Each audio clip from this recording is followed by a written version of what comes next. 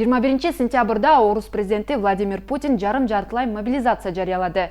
Путин мобилизация аскерде кызмат өтөгөн, резервте турган жарандарга тиешелүү боло турганын айтканы менен, чакыруу кагазы дээрлик бардык жарандарга келип баштады. Согушка орус жарандыгын алган же кош жарандыгы бар борбор азиялыктар да тартылууда. Мындан улам укук коргоочулар теги борбор азиялыктар Орусиянын аймагынан тез арада чыгып кетиши керектигин эскертип жатат. Ошол эле учурда кош жарандыгы барлар орус жарандыгынан баш тартса болот.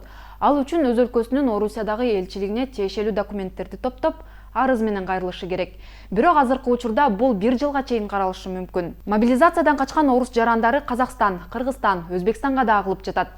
Мындай кырдаалда кош жарандыгы бар мигранттар эмне кылышы керек? Чек арадан кимдер чыгып кете алат жана кимдерге чыгып кетүү кыйын болот? Мына ушул жана башка суроолорду Орусияда мигранттардын укуктарын коргоп келген Валентина Чупикке узаттык. Маекти